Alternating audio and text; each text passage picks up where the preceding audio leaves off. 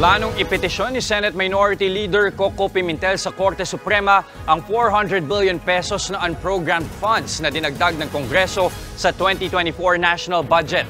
Gate ng Senador, unconstitutional daw ang ginawa ng kanyang mga kapwa mambabatas. Nasa frontline ng balitang yan, si Mean Los Baños. Kahit pirmado na at epektibo na ang 2024 national budget, determinado si Senate Minority Leader Coco Pimentel na questionin sa Korte Suprema ang 450 billion pesos na isiningit sa unprogrammed appropriations ng national budget. Ang unprogrammed funds ay karaniwang nakalaan sa mga hindi prioridad na programa. Yun nga lang, wala pang tukoy na pagkukunan para sa pondong ito at mailalabas o marirelease lang ang pera kung may sobrang pondo ang gobyerno. Kung orihinal na National Expenditures Program o NEP ng DBM kasi ang titignan, halos 282 billion pesos lang ang hinihingi nilang unprogrammed funds ngayong taon. Pero sa bicameral conference ng Senado at Kamara, dinagdagan pa raw ng mga mambabatas ng 450 billion pesos ang naturang pondo para isubmit at papirmahan sa Pangulo. Kaya sa pinal na 2024 General Appropriations Act o GAA, 731.4 billion pesos na ang unprogrammed funds. Higit doble sa orihinal na plano. Kaya lumalabas daw, nasa 6.4 trillion pesos na ang budget ngayong taon, imbis na 5.7 trillion pesos lang dapat.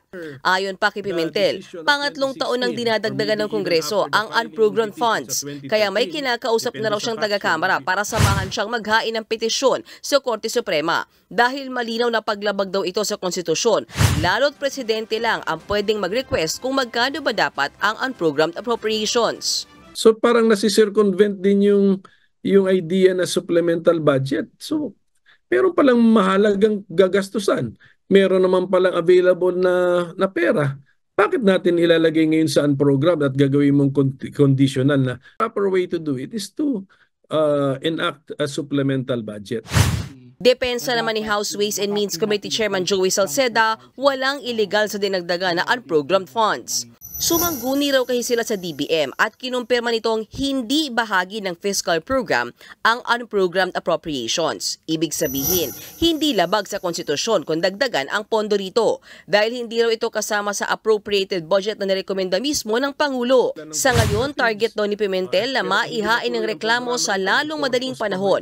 Kung manalo, pwede raw ideklara ng EC na unconstitutional ang buong 2024 budget o kaya naman ang ilang bahagi lang nito gaya ng 450 billion pesos na unprogrammed funds.